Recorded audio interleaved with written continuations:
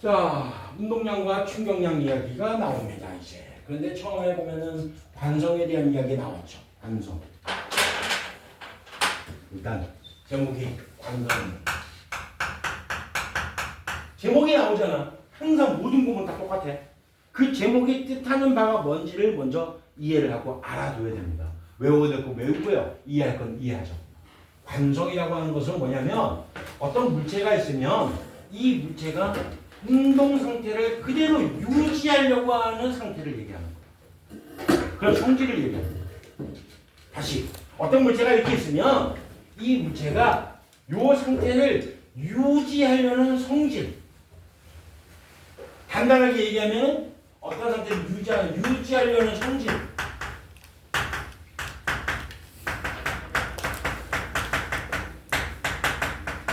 요걸 관성이라고 얘기합니다.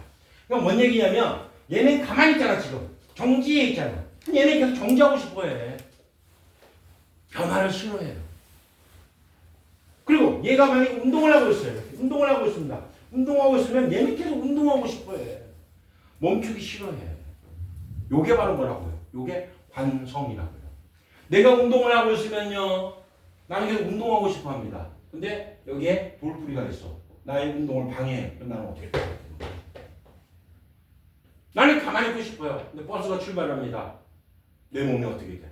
이렇게 돼. 내가 운동하고 있어요. 근데 갑자기 버스가 멈춰요. 버스랑 같이 운동하고 있는데 버스랑 타고 있어요 지금. 버스가 멈췄어요. 내 몸을 이렇게 돼. 이게 바로 관성이라는 거예요. 그러니까 변화를 싫어합니다. 자연은 원래. 변화를 싫어하기 때문에 그 상태를 정지했으면 정지 상태를 유지하는 성질을 관성이라고 하고요. 다음에 운동을 하게 되면은 요 운동 상태를 그대로 유지하는 게 바로 관성이라는 거예요. 그래서 관성이라고 하는 것은 정지하려는 성질을 유지하는 성질을 정지를 그대로 유지하는 성질을 정지 관성이라고 그러고요. 그 다음에 운동 상태를 계속 유지하는 성질을 우리는 운동 관성이라고 얘기를 합니다. 그래서 예시를 한번 볼게요. 이해 안 되는 거 물어보세요. 버스가 갑자기 출발하면 승객이 뒤로 넘어지려고 하는데 당연히 이거는 뭐야? 당연히 운동 관성이 되겠죠. 적어 놓으세요. 버스가 갑자기 출발하는 거네. 갑자기 출발하는 거니까 이거는 뭐야? 정지 관성이 되겠죠. 정지 관성. 쏘리. 그림을 잘못 봤어요. 다음에 종이를 튕기면 동전은 튕기지 않고 컵 속으로 떨어진다. 뭔지 알죠, 요거? 이것도 정지 관성의 일종이죠. 휴지를 빠르게 잡아당긴대요. 이것도 마찬가지 정지 관성이죠. 버스가 갑자기 정지하면 위에 거는 정지 관성이니까 아래쪽은 다 운동 관성이네 보니까. 그러네. 버스 갑자기 정지하면 운동하고 있는데 갑자기 정지하니까 승객이 넘어지는 건 당연히 운동 관성에 해당되는 것이죠. 달리던 자전거 페달을 멈춘대요. 마찬가지죠. 이것도 운동 관성이죠. 근데 깔개를 끌면 먼지가 깔개에서 분리된다. 요거는 뭡니까? 요거는 정지 관성입니다. 요거 이해 못하는 친구들이 있더라고요. 응? 여러분들 왜? 응? 여러분들이 날마다 피는 담배 같은 경우는 마찬가지. 담배째를 털 때 이렇게 털어요. 개가 뚝 떨어집니다. 무슨 관성입니까? 이거는? 어린이 여러분들 익숙하잖아. 왜 그래? 담배를 피고 담배를 똑 떨어뜨렸어요. 얘는 담배째가 똑 떨어집니다. 무슨 관성이야 이거는? 어린이 여러분들 제가 있는데 내가 직접 보여줘야 되나 그러면? 직접 보여줘야 돼요. 피면서? 그건 아니잖아. 담배가 있습니다. 이때 이 담배째가 이렇게 생겼어요. 얘를 톡 치면 떨어지잖아. 제가 또르르 떨어집니다. 이거 무슨 관성에 해당된다고? 이거는 정지 관성이죠. 쟤는 가만히 있고 싶은데 내가 담배를 움직이면서 떨어지는 거야. 이걸 이해 못하는 애들이 많았어. 그 다음에 또 있어요. 먼지가 여기 있습니다. 먼지가 묻었어요. 이렇게. 내가 먼지를 털어. 무슨 관성이야 이거는? 얘도 정지 관성이지. 먼지는 가만히 있고 싶은데 내가 옷을 털어서 옷을 움직이는 거지. 먼지는 가만히 있고 싶으니까 떨어지는 거지. 이해돼요? 뭔 얘기인지? 그래요. 이불에 있는 것도 마찬가지. 이불 털 때 먼지 털 때 마찬가지야. 다 정지 관성에 해당되는 거예요. 근데 갑자기 운동에 대한 이야기, 운동량이라는 이야기를 해야 되는데 갑자기 왜 관성이라는 얘기가 딱 나왔단 말이야. 무언가가 밀접한 연관성이 있기 때문에 나온 겁니다. 자, 뭐냐면 휴지가 있어요. 휴지가 있어요. 두루마리 휴지가 이렇게 있습니다. 그 다음에 이렇게 휴지가 좀 적어 이렇게 있어요. 내가 휴지를 끊고 싶어. 선생님이 집에서 실제 하는 거예요. 툭 잡아도 안 돼. 툭 잡아도 안 돼. 그러면 첫 번째 경우와 두 번째 경우 어느 경우가 휴지가 더 잘 끊어져? 상식적으로. 당연히 첫 번째 경우지. 알고 있죠? 뭔 말인지. 안 해봤어요, 이거 오늘 집에서? 오늘 숙제 집에서 반드시 해보세요. 쇠 휴지를 갖다 놓고요. 그 다음에 쓰던 휴지를 갖다 놓고요. 얘를 한번 끊어봐봐. 얘는 끊으면은 잘 안 끊기고 촥 풀린다고요, 그냥. 우리 집에 있는 하얀이와 까만이가 굉장히 좋아하는 놀이야. 휴지를 놓으면은 다 얘를 발로 막 그냥 끄집어냅니다. 그래가지고 휴지를 다 풀어놔요. 그것 때문에 나는 어떻게 하냐, 일부러 찌그러뜨려놔요. 휴지를 전부 다. 꽂아놓자마자 바로 찌그러뜨려요. 바로 찌그러뜨립니다. 그러면 끌고 하나 끌다가 바로 지가 그냥 요 부분만 똑 떨어져서 요거 가지고 가요. 그냥 이렇게. 그러다. 그러니까 얘는 왜 잘 끊어지고 얘는 왜 잘 못 끊어지느냐. 그 이유는 바로 그거야. 정지관성을 닫는데 정지관성에 관련된 힘이 있어요. 그게 바로 관성력이라고 합니다. 관성력. 이 관성력이 얘는 큽니다. 얘는 작아요. 뭐 때문에 그러냐? 질량에 관련되어 있기 때문에. 자, 여러분들이 알고 있는 트럭이 있어요. 여러분들이 알고 있는 작은 차, 작은 소형차가 뭐 있습니까? 여러분 수준을 맞춰서 한번 해보게. 뭐 어떤 차가 있어? 알고 있는 차. 차 어떤 거였어? 알고 있는 거. 작은 차. 모닝. 그래. 모닝 모르는 사람 있나요 혹시? 없지. 모닝과 트럭이 있습니다. 처음에 출발합니다. 출발할 때 누가 더 빨리 출발합니까? 모닝이지. 트럭은 천천히 출발하지. 모닝은 빠르게 출발해. 그 얘기는 뭔 얘기냐면 트럭보다는 모닝이 유지하라는 성질이 크기 때문이야, 작기 때문이야. 둘 중에 찍어봐. 크기 때문에, 작기 때문이야. 유지하려는 성질, 어떤 유지하는 성질? 가만히 있었다 했잖아. 정지하려는 이 정지 관성이 크기 때문에, 작기 때문에, 모닝이. 작으니까 그런 거지. 트럭은 크니까, 질량이 크니까, 무거우니까, 쉽게 얘기해서. 그러니까 정지하려는 관성이 유지하려는 성질이 크니까 빠르게 출발을 못하는 거야. 됐나요? 다음에 운동합니다. 이제 운동합니다. 모닝과 트럭이 운동을 하고 있어요. 붕 가고 있습니다. 하다가 스톱! 섰어요. 그러면 누가 더 빨리 서? 모닝이 더 빨리 서지. 트럭은 끼 하고 서잖아. 이걸 우리가 유식하게 제동거리가 길다는 표현을 쓰죠. 그 왜 그러냐 봐봐 다시. 운동하려는 성질을 유지하려고 한단 말이야. 모닝이나 트럭이나. 근데 트럭은 질량이 너무 크니까 무거우니까 끼 하고 서는 거야. 뭐가 크다는 얘기야? 운동 관성력이 크다는 얘기입니다. 근데 모닝은 질량이 작아서 가벼워서 쉽게 얘기해서 관성력이 작으니까 그러니까 가다가 빨리 끽 하고 설 수가 있는 거야. 이해돼요? 어떤 상황인지? 그러니까 지금 뭔 얘기냐면 이러한 유지하려는 성질에 관련된 관성력이라고 하는 것이 뭐와 관련이 되어 있다는 얘기를 하는 거야. 내가 지금 질량과 관련이 되어 있다. 질량 M과 어떻게 된다? 비례한다. 비례. 그러니까 이 질량이 큰 이 휴지는 정지 관성력이 크니까 탁 제대로 끊을 수가 있어요. 하지만 얘는 관성력이 작으니까 어떻게 된다? 끊어도 확 풀리는 현상이 생깁니다. 그런 얘기를 하는 거예요. 그래서 내 거 아니지?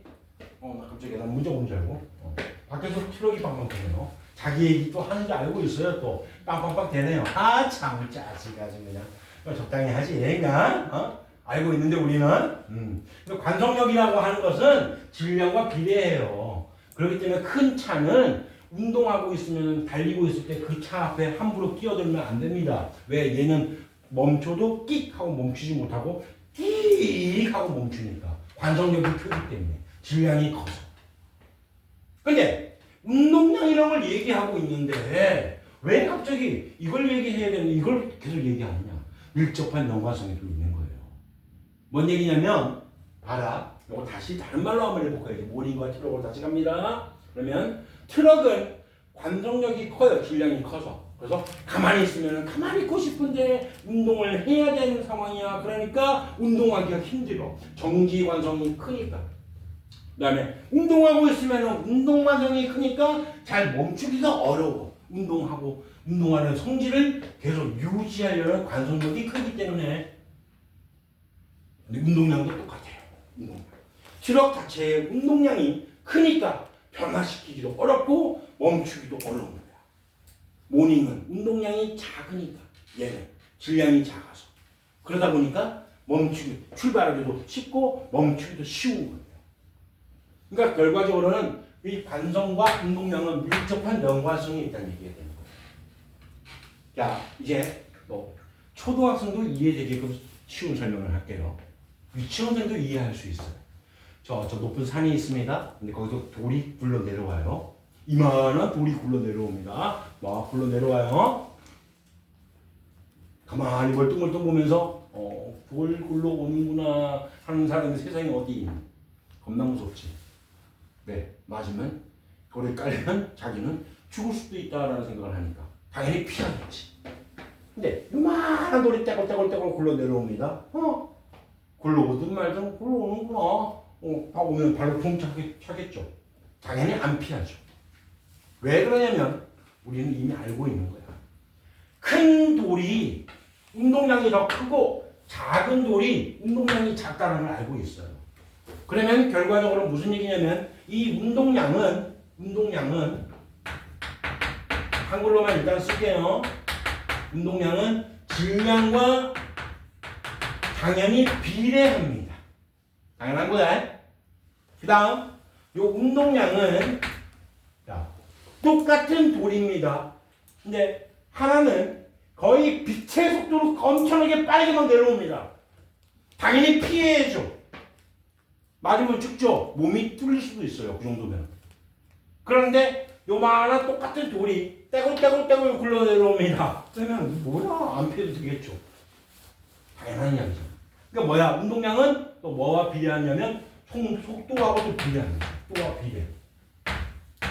요 두 개의 값하고 연관성이 있어요. 어떤 물체의 운동하는 양이라는 그 개념이 질량이 크면 클수록 운동량은 커. 그래, 큰 돌을 생각하면 돼요. 그 다음에 똑같은 돌이라도 빠르면 빠를수록 그 운동량이 크다는 걸 알고 있어요. 그 물체의 운동량이. 그래서 요 두 개 말고 다른 게 또 어떤 연관성이 있는가 생각을 해보니까 없는 거야. 누가? 뉴턴이. 운동량을 뭐라고 쓰냐면 뉴턴이 P라고 썼어요. 예전부터. 그래서 P라고 써요. 큰 의미가 없대, 이거는. 질량은 M이라고 쓰죠. M. 그러니까 요거를 다시 쓰면은 P는 질량과 비례하고요. 운동량은 속도하고 비례합니다. 요 두 개를 합치는 거야, 그냥. 뭐야? P는 MV하고 비례합니다. 그런데 요거를 능이라고 만들었어요. 비례성수를 일로 만들었어요. 운동량은 질량하고 속도에 비례한다고요. 이런 뜻이라고요. 운동량은 질량과 속도에 비례한다고요. 이 질량과 속도밖에 없어요. 운동량 자체는. 그러면 얘 가지고 이제 단위를 한번 만들어볼게요. 단위. 운동량의 단위는 뭐냐? 질량의 단위 그대로 쓰면 돼. 뭔데? 킬로그램이잖아. 속도의 단위는 뭔데? 미터 퍼 세크잖아. 이거 그대로 쓰는 거예요. 이게 바로 운동량의 단위입니다. 볼 거 없어요. 여러분들 봐봐. 또 큰 돌이 막 내려오면 어떻게 해야 돼? PAG. 무브. 안 잊어버리잖아. 이래도 잊어버리나요? MV, 무브. PAG. 무브. 이렇게 외우면 돼요. 운동량은 질량과 속도에 비례하는구나. 그 외에는 없다. 그 다음에 이제 방향적인 얘기 한번 해요. 방향. 저번 시간에 우리 얘기했던 것처럼 이어가지고 속도에는 방향이 되어 있죠. 방향. 방향이 있기 때문에 사실은 요 위에다가 이렇게 화살표를 얹어줘요. 이렇게. 방향이 있는 개념이라는 뜻으로. 질량이라는 것은 방향이 없어. 그냥 질량이 크다 작다, 질량이 얼마다 이렇게만 나타내요. 양적인 양만 나타냅니다. 그러니까 운동량은 이제는 방향이 있을까 없을까 당연히. 속도가 방향이 있으니까 당연히 방향이 있겠지. 이렇게 화살표를 얹어주는 거예요. 사실은. 근데 아니까 물리학자들 아니까 그냥 지우는 거야. 아 그러면은 속도의 방향이 결과적으로는 뭐라고요? 운동량의 방향. 이제 P라고 쓸게요. 그냥 P. 이거의 운동량의 방향하고 같을 수밖에 없다라는 건 당연한 얘기가 되는 겁니다. 됐죠? 단위는 뭐 이렇게 쓰는 거니까 됐어요. 이런 것도 자꾸 막 뭐 무식하게만 외우지 마세요. 질량의 단위가 뭔지 알고 속도의 단위가 뭔지 알면 끝나는 거니까요. 얼마나 쉽냐 또 운동량은 PAG 이렇게 외우면 되잖아. 그래서 운동량이 크면은 관성력도 커요. 질량이 크기 때문에. 근데 속도가 잘 들어야 돼요. 다시. 자, 운동량이 크면은 관성력이 커요. 질량이 크기 때문에. 그런데 질량은 일정한데 속도가 빨라집니다. 그럼 운동량은 크지. 하지만 관성력이 큰 거는 아니라는 거예요. 관성력은 질량이 크면 크다고요. 그것만 생각하면 된다고요. 그래서 이걸 잘 알아야 돼. 왜 그러냐면 운동량이라는 개념을 가지고 여기서 조금 더 업그레이드가 좀 이따 될 거야. 업그레이드. 바로 한번 갈까요? 시계가 없었는데 몇 분인지 몰랐네요. 됐죠? 다른 거 기억할 거 없다고요. 운동량은 우리가 P라고 쓰는데 이거는 MV라고요. 질량 곱하기 속도라고요. 큰 돌과 작은 돌, 또 빠른 돌과 느린 돌을 생각하라고요. 그러면 누구나 다 이해할 수 있다고요. 유치원생도 이해할 수 있어. 그거를 그냥 수식으로 이렇게 나타냈을 뿐이야. 수식을 해봤자 뭐 있냐. MV잖아. 질량 곱하기 속도밖에 없잖아. 그 속도도 방향의 개념이 들어가니까 이 속도의 방향이 곧 운동량의 방향이랑 같다고요. 그럼 여러분도 조심해야 될 게 한 가지가 있는 거지. 뭐 있어? 봐봐봐. 어떤 공이 질량이 2kg짜리인데 얘가 이쪽 방향으로 3m/s 운동을 하고 있대요. 이 공의 운동량은 얼마냐? 그러면 얼마야? 얼마야? 2, 3은 6. 6이지. 6입니다. 단위는 그대로 쓰세요. 다. 킬로그램 곱하기 미터/s. 그쵸? 끝났어요. 그런데 이 물체가 이번에 2kg짜리 똑같은 물체인데 얘가 이쪽 방향으로 3m/s로 운동하고 있어요. 그러면은 이쪽 방향을 우리가 플러스로 잡았기 때문에 얘는 마이너스 3m/s가 되는 거예요. 운동량이 얼마냐? 그러면은 2, 3은 6 마이너스 6kg 곱하기 m/s가 답이 되는 거예요. 요것만 조심하세요. 방향. 요걸 많이 실수합니다. 그러니까 본인이 오른쪽을 선생님 저는 왼쪽을 플러스로 할래요. 그럼 이렇게 하면 되지. 오른쪽을 마이너스 잡고 왼쪽을 플러스로 잡으면 돼요. 본인 마음입니다. 하지만 일반적으로 오른쪽을 플러스로 하고 왼쪽을 마이너스로 잡습니다. 운동량은 마이너스의 개념이 있다.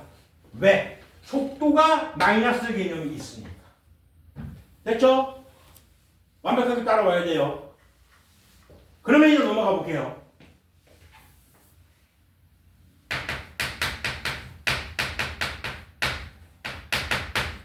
충격량이라는 개념이 있어요. 이거 하고 누가 더 충격 많이 아프다. 너무 세게 너가 더 충격이 커요. 다 알죠? 두 번째 거라는 거. 어떤 차이가 있었어요? 또 보여줘야 되나? 어떤 차이가 있었습니까? 지금 이거 하고 어떤 차이가 있었냐고요.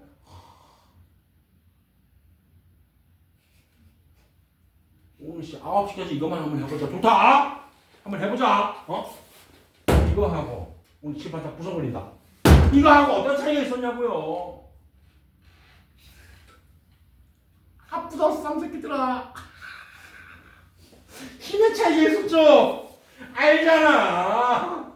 알면서 대답을 안 해요. 그러니까 충격량은 힘을 다시 쓸게요. 충격량은 얘는 힘과 비례한다는 걸 보여준 거야. 얼마나 쉬워. 뭐 어려운 게 없잖아. 당연한 얘기입니다. 그 다음에 요 충격량에 충격량에 영향을 주는 요인이 어떤 게 또 있냐면 시간도 있어요. 무슨 얘기냐면 예를 들어서 힘부터 한번 해볼게. 그냥 빨대가 있는데 동일한 빨대예요. 길이가 똑같아요. 지금 보니까 굵기도 똑같아요. 이렇게 동일한 빨대에다가 여기다가 휴지를 말아놓고 여기 휴지를 말아놓고 푹 하고 불었어. 이쪽으로 푹 불었어. 근데 첫 번째 거는 두 번째 거는 이렇게 불었어. 그럼 얘가 당연히 더 멀리 날아간 거 아니야. 얘보다 힘에 의해서 부는 힘에 의해서 맞지? 근데 이번에는 힘을 하지 말고 똑같은 힘을 내가 작용을 시킬게 여기다가. 응?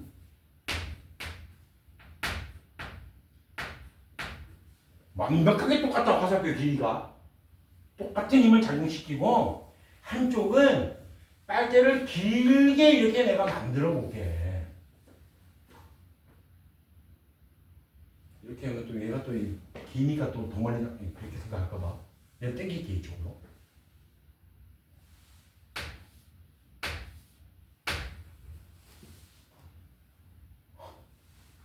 똑같아. 똑같은 힘으로 불었다. 내가 분명히. 그러면 얘가 누가 더 멀리 날아갈까? 응? 첫 번째야, 두 번째야. 당연히 두 번째가 더 멀리 날아가고 얘가 좀 덜 날아가겠지. 그치? 근데 선생님 잠깐만요. 힘이 똑같은데 그럼 빨대의 길이에 따라 달라지는구나. 빨대의 길이구나.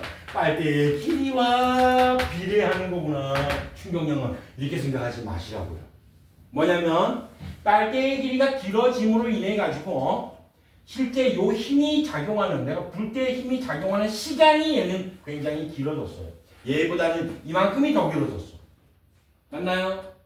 다시 요 휴지에 작용하는 뭐가 힘이 작용하는 시간이 얘는 여기까지 힘을 받았어. 여기까지 힘을 받고 떨어진 거야. 그 다음부터 중력밖에 안 받은 거예요. 하지만 얘는 여기까지 힘 받고 떨어진 거야. 그러니까 힘을 받는 동일한 힘이라 하더라도 힘을 받는 시간이 얘는 더 길다고요. 시간이랑 어떻게 된다고요? 비례한다고요. 시간이랑 비례. 충격량이라고 하는 거죠. 그런데 이 시간이라는 것도 그냥 시간 딱 그 시간 그 얘기하는 게 아니라 시간이 얼마만큼 변했느냐. 이만큼은 더 변했잖아. 맞지? 똑같은 빨대의 길이부터 여기서부터 여기까지 힘을 받는 시간이 더 길어졌잖아. 그래서 시간의 변화라는 의미로 이렇게 델타라는 의미를 써요. 델타 T. 뭔 얘기인지 알겠나요? 그러면 충격량은 더 크다고요. 이 휴지의 충격을 더 크게 줄 수 있다고요. 요것 때문에. 그래서 요걸 합치는 거예요. 요거 말고 다른 요인이 있는가 가만히 생각해봤어. 없어요. 없어요. 그래서 충격량은 I라고 써요. I가. 뉴턴. I가 FT랑 비례합니다. F 델타 T 시간의 변화라는 뜻으로 이렇게 씁니다. 충격량은 FT, I는 FT. 근데 이걸 구체적으로 막 외우려고 들지 마세요. 왜 그러냐면 또 업그레이드를 해야 되니까. 일단은 이렇게 돼요. FT 시간과 그 다음에 가한의 힘과 비례하는 거구나. 그렇구나. 그런데 자 지금부터는 내가 혼자서 놀아볼게요. 혼자서. 알았죠? F는 또 A라고 나타내요. 그러니까 I는 충격량은 MA 곱하기 시간의 변화를 갖다 냅니다. 혼자 노는 거야. 여러분들 눈만 보고 저 새끼 혼자 노는구나 이렇게 하면 돼요. 자, 다음에 우리 A는 가속도는 시간에 따른 속도 변화. 단위 시간에 따른 나중 속도 빼기 처음 속도 곱하기 M 델타 T. 시간이 약분이 됩니다. 마가 이거 전개를 할게요. MV 마이너스 MV 제로. 이거는 본 적이 있다는 얘기네, 맞지? 요거는 몰라도 요거는 본 적이 있다. MVP 제 뭐야 그러면? 얘는 운동량이네. 얘도 운동량이네. 근데 이렇게 쓴 거는 처음 속도라는 뜻이에요. 처음 운동량이라는 뜻이에요. 얘가 나중 속도라는 뜻이에요. 나중 운동량이라는 뜻입니다. 그래서 이거는 한글로 쓰면은 나중 운동량 빼기 처음 운동량이라고도 하고요. 결과적으로 운동량이 얼마만큼 변했느냐는 의미니까 얘를 델타 P 이렇게 써도 돼요. 델타 P. 정자로 쓰면 안 됩니다. 기호로 써야 돼요. 단위만 정자로. 아무튼 이렇게 말할 수 있어요. 그러니까 이 충격량이라는 개념이 이렇구나. 얘는 힘에다가 시간의 변화를 곱하면 되는데 얘는 다시 얘기하면은 나중에 운동량에서 처음 운동량을 뺀 운동량의 변화를 나타내면 되는 거구나. 운동량의 변화가 충격량이구나. 운동량의 변화가 충격량이고. 이거는 공식 유도를 해보니까 나온 겁니다. 근데 유도를 해라라는 얘기가 아니에요. 그래서 내가 혼자 놓은 겁니다. 그래서 나중 운동량을 MV라고 한다면 처음 운동량은 MV 제로라고 쓴다고요. 이렇게 얘를 풀어서 이렇게 쓴다고요. 이걸 왜 하느냐면 나는 이런 거야. 우리가 어떤 문제를 봤는데 충격량을 구하래. 근데 제기를 할 거 힘이 없어요. 힘이 몇 뉴턴 주어졌는지 없어. 얘 단위 한번 해볼까? 단위? 응?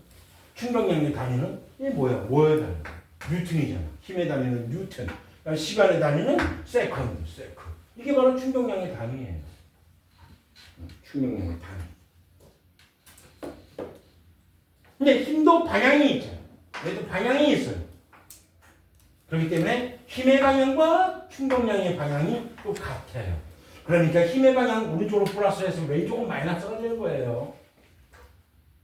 근데 이걸 어떻게 쓴다고요? 얘는 나중 운동량 빼기 처음 운동량으로 나타낸다고요. 나중 운동량 빼기 처음 운동량 변화량으로 나타낸다고요. 아까 얘기했잖아. 속도도 방향이 있잖아. 그러면 결국에 속도의 방향이 운동량의 방향이고 힘의 방향이 운동량의 방향. 다시 NG 이 운동량이 아니죠. 다시 NG. 다시 속도의 방향이 충격량의 방향이고요. 또 힘의 방향이 충격량의 방향이다. 이렇게 얘기할 수 있고. 그럼 또 충격량의 단위는 이렇게만 쓰느냐? 아니죠. 얘 봐봐라. 질량의 단위가 뭐야? 킬로그램이에요. 속도의 단위가 미터 퍼 세컨드입니다. 그러면 이렇게 써도 요거는 충격량의 단위구나. 이렇게 다 연결되는 겁니다. 그래서 운동량을 먼저 배우고요. 그 다음에 이제 충격량을 배우게 되는 거야. 충격량이라는 것은 운동량이 얼마나 변했느냐를 가지고 생각할 수도 있기 때문에. 빨대 잘 생각하세요. 빨대. 그게 아주 가장 이해되기 쉬운 설명입니다. 그거보다는 더 어떻게 이해되기 쉬운 설명이 없어요. 옛날에 선생님이 이제 이렇게 했어요. 어디를 칠 때 이렇게 치는 거하고 이렇게 치는 거하고 어떻게 충격량이 좋냐 이렇게 얘기를 했는데 요거는 조금 물리학적으로 조금 오해의 소지가 있을 수 있을 것 같아가지고 바꿨어요. 내가 올해부터. 됐죠? 요게 다야. 요게 다인데 내용은 이게 다입니다. 이거 가지고 이제 응용을 자꾸 하는 응용. 무슨 응용을 하냐면 한번 볼게.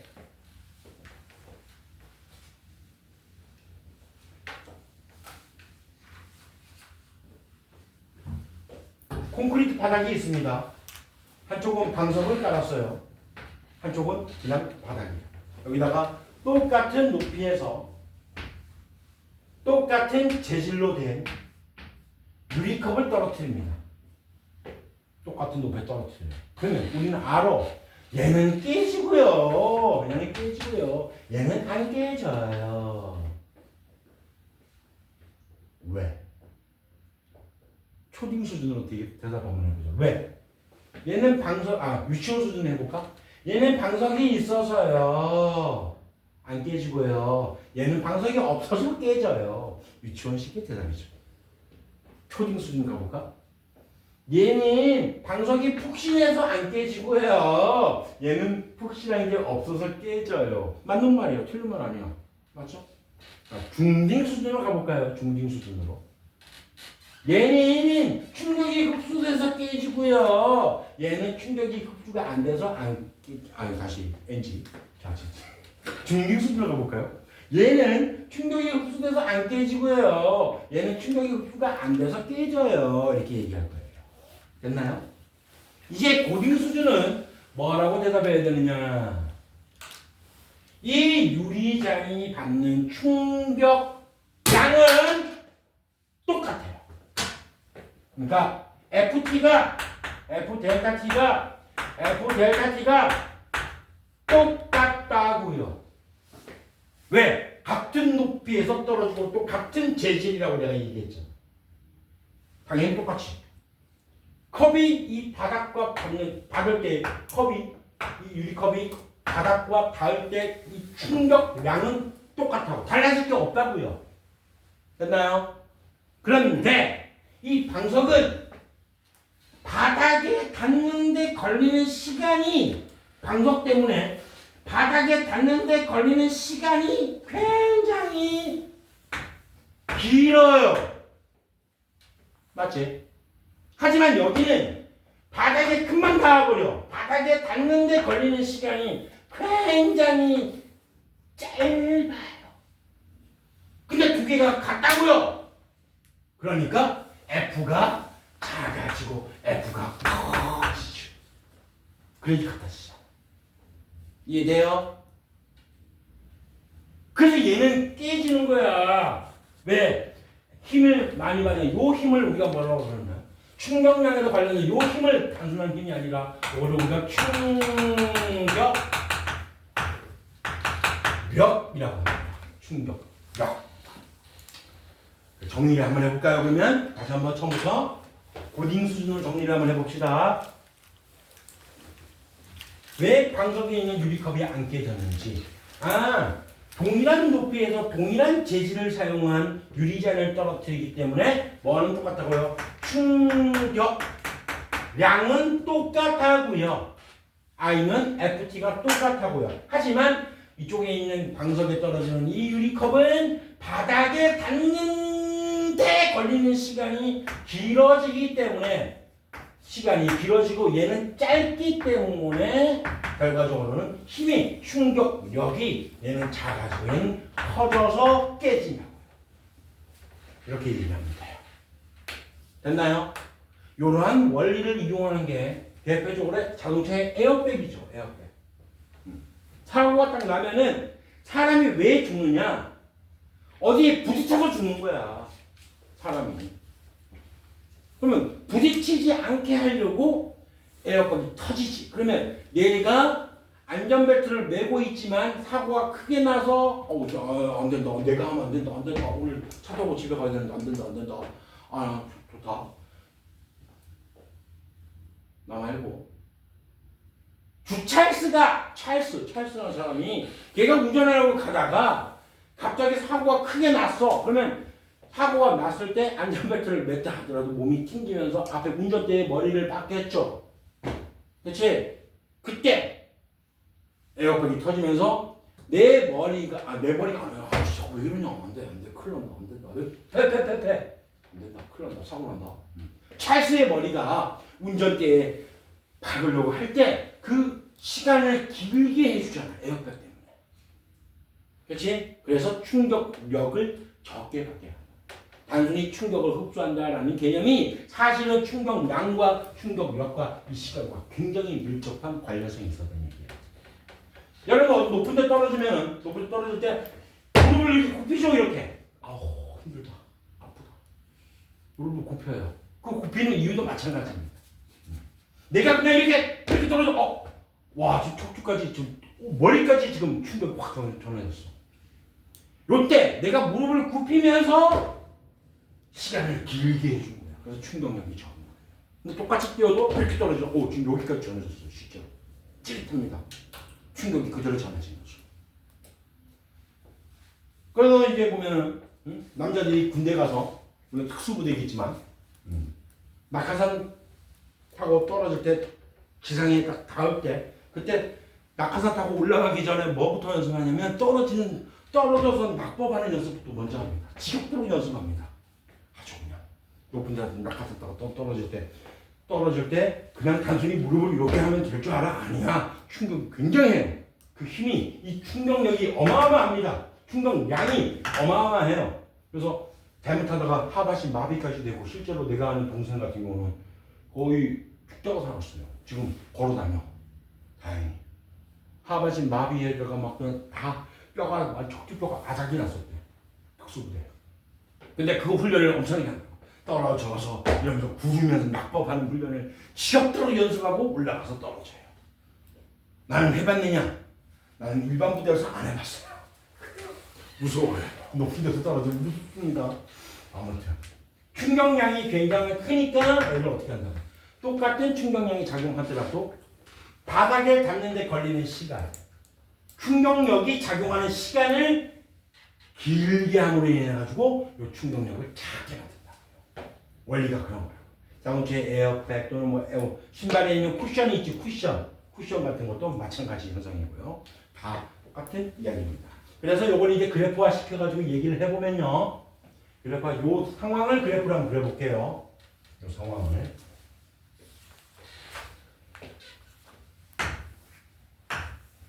시간에 따른 힘입니다. 지금 내가 얘기한 건 힘이에요. 그래서 항상 그래프는 어떻게 보라고요? 첫 번째고 두 번째고 무조건 세로축을 먼저 봐라. 그 다음에 어디서 시작하라고요? 0에서 시작을 해라. 시선은 이렇게 머물러야 된다고 얘기했었지. 예를 들어가지고 여기에 첫 번째 경우를 한번 그림을 그려볼게요. 얘는 시간이 짧습니다. 이 시간의 변화가 짧아요. 그런 상태에서 이렇게 올라가서 떨어지는 거예요. 그래프가. 이거라고 한다면은 두 번째는 시간이 길어요. 하지만 뭐는 같다고? 충격량은 같다고 했으니까 FT 값이 똑같은 거예요. 그 FT가 요 그래프에서 나타나는 게 뭔데? 면적이죠. 면적은 똑같은 상황에서 시간이 길어져서 뭐가 작아진다고요? 여기 있는 충격력 F가 원래 이만큼에서 작아진다고요. 그래서 안 깨진다고요. 여기 면적이 같다는 얘기, 이 면적은 뭐라고요? 충격량이라고. 충격량은 똑같은데 시간이 길어져서 충격력이 작아져서 안 깨진다고요. 계속 반복하고 있죠. 그래서 어떤 그래프가 나와요. 네. 간단한 연습 먼저 좀 하고 쉴게요. 뭐 이렇게 그래프가 나왔다 칩시다. 예를 들어가지고 여기가 힘입니다. 이제 또 시간이 지납니다. 자, 다음에 여기서 여기까지는 뭐 1초, 여기서 여기까지는 3초라고 칠게요. 이때 힘을 딱 가만히 보니까 5N이 돼요. 그러면 3초 때까지 충격량은 얼마냐? 그러면 어떻게 하면 돼? 결국엔 면적이잖아. FT니까 면적 딱 구하면 됩니다. 아우씨, 소수점 나오나? 바꿀게. 분수로 바꿀게요. 분수 나오면 힘드니까 바꿀게요. 여기 2에다가 다음에 2, 4, 8, 8이지. 10이지. 이 10이 의미하는 게 뭔데? 얘가 바로 충격량이라고. 그래서 뉴턴 세크 이렇게 써주면 얘가 충격량입니다. 그런데 이번에 이렇게 주어졌는데 갑자기 3초 때 속력은 얼마냐? 이씨 갑자기 뜬금없이 속력이 나왔어요. 자 자, 문제 조건은 뭐냐면 어떤 물체가 있는데 정지했다가 출발한 상태입니다. 1초 때까지는 힘을 점점 증가합니다. 힘이 점점 커져요. 그 다음에 1초부터 3초까지는 힘을 일정하게 4N 유지를 시켜주는 상황입니다. 자, 요 물체의 운동은 일단 빨라집니까? 느려집니까? 당연히 빨라지지. 왜 빨라져요? 힘하면 뭐? 가속도 얘기했잖아. 여기도 있나요? 아, 있다. 힘하면 가속도 얘기했잖아. 그래, 얘는 가속도가 작용합니다. 하지만 가속도가 작용한다고 무조건 빨라지는 건 아니지. 느려질 수도 있잖아. 그것도 가속도 운동이겠지. 그런데 얘는 힘의 방향과 운동 방향이 일치하기 때문에 빨라지는 겁니다. 맞아요. 오케이. 근데 3초일 때 속도가 얼마나 부활해? 어떻게 해요? 그때 이용하는 게 바로 뭐냐면 요겁니다. 나중 운동량 빼기 처음 운동량. 나중 운동량 질량이 얼마인지 안 나왔네요. 문제가 오르네요. 2kg이라 칩시다. 2kg. 그러면 이제 됐어. 그러면 얘의 뭐는 충격량 FT라고요. 10이라고요. 10. 이거는 나중 운동량 얼마? 몰라. 2 곱하기 V 몰라. 이걸 구하는 거야. 빼기 처음 운동량 MV0인데 어차피 처음 속력이 정지했으니까 얘는 0이잖아. 그럼 나중 속력은 5m/s가 나오는 거예요. 이 물체는 5m/s가 된다. 아, 3초 후에 5m/s가 되는구나. 이렇게 할 수 있어. 그러면 여러분들이 1초 때의 속력이 얼마인지를 생각을 편안하게 하면서 편히 쉬십시오.